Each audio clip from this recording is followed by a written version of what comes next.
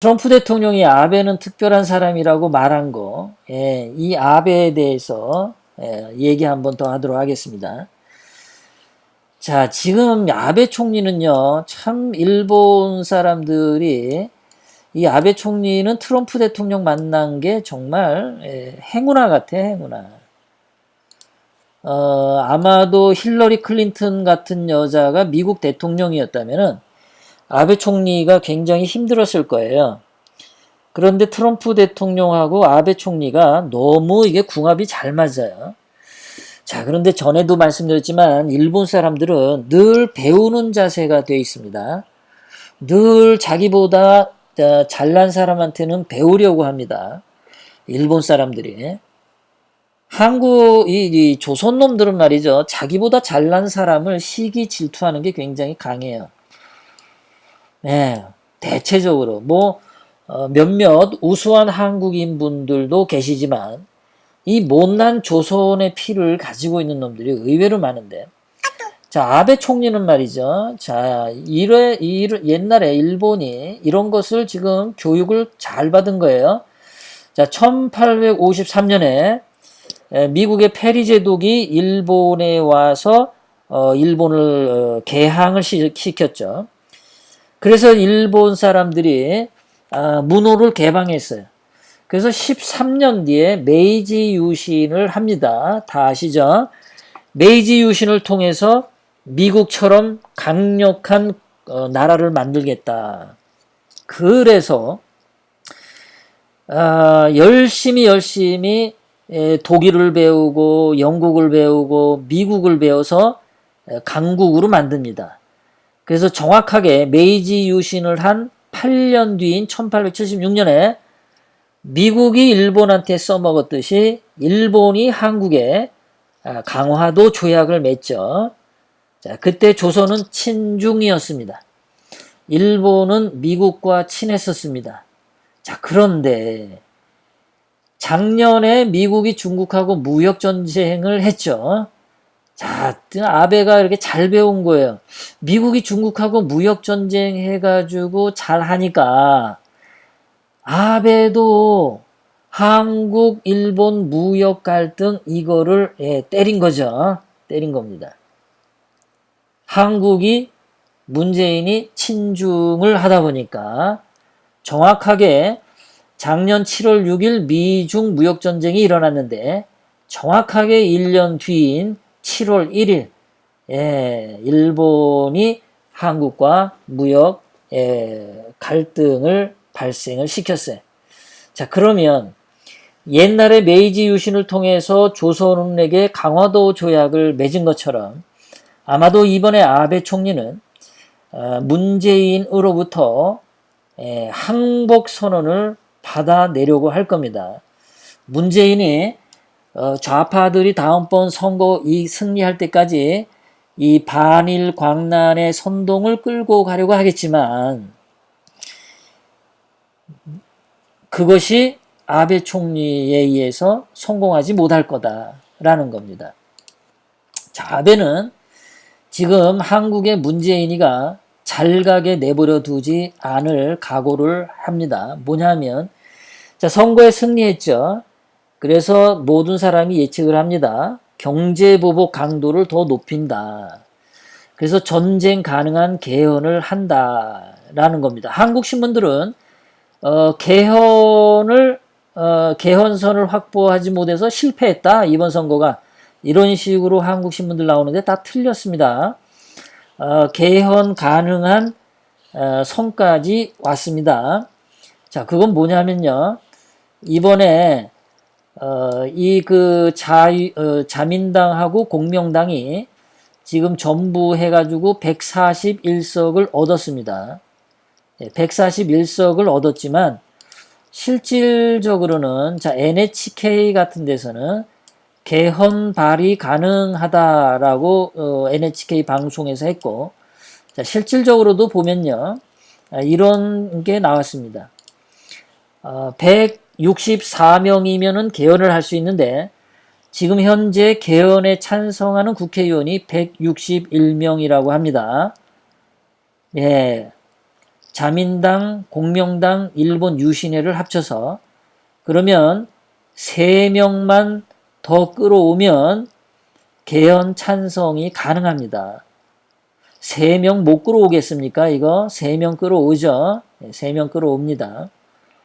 3명 끌어오면은 아베 총리는 개헌을 가능한 겁니다.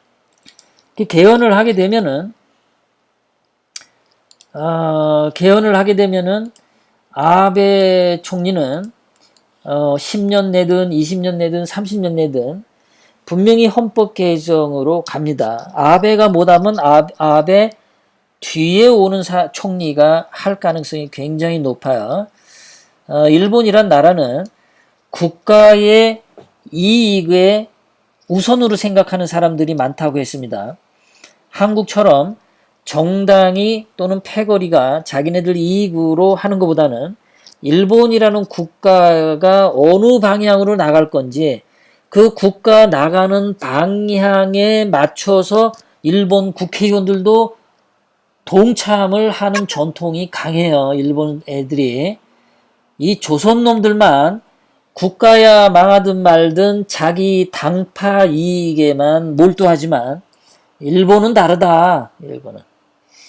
그래서 아베가 뭐 올해든 내년이든 헌법 개정을 하게 되면 일본은 해외 파견 일본 군대를 갖게 됩니다. 자, 군대에 투자를 많이 할 수 있게 돼요.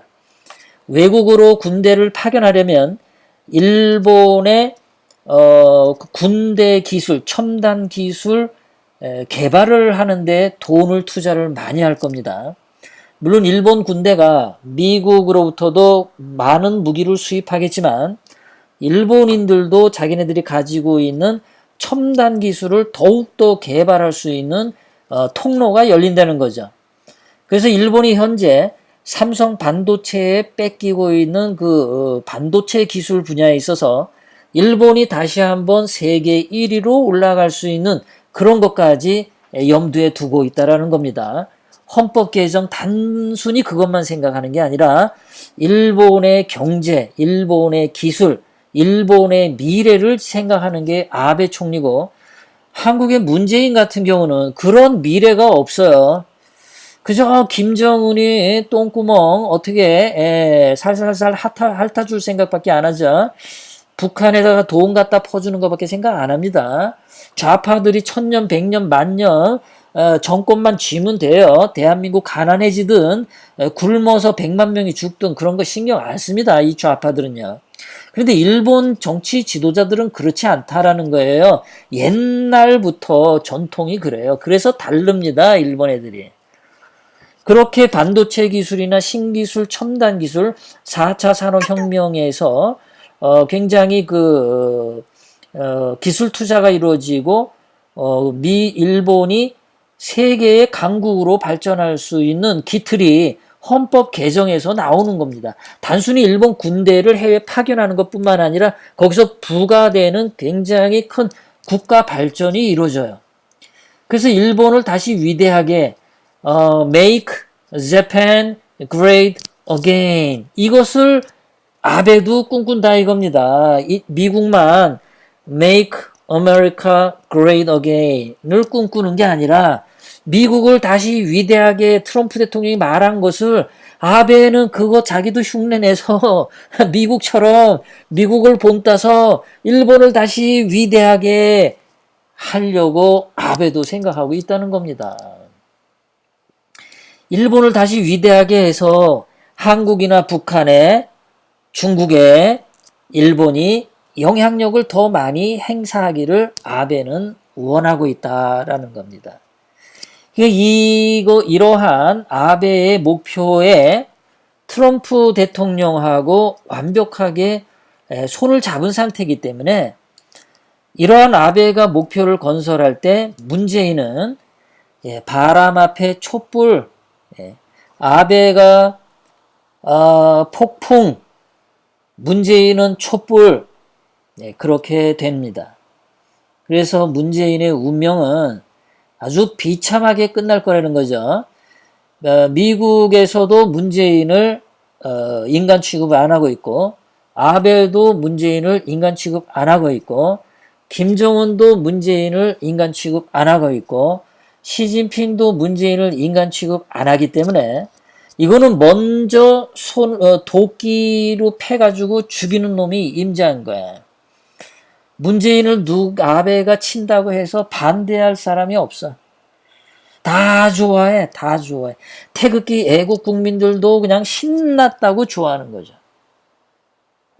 이게 아베 총리의 뜻이고 트럼프 대통령의 뜻이기 때문에 문재인과 좌파들이 반일 감정을 이용해서 이 반일 선동을 통해서 좌파들의 이익을 추구하겠다라는 것은 성공하지 못할 거다. 반드시 실패할 거다라는 거죠.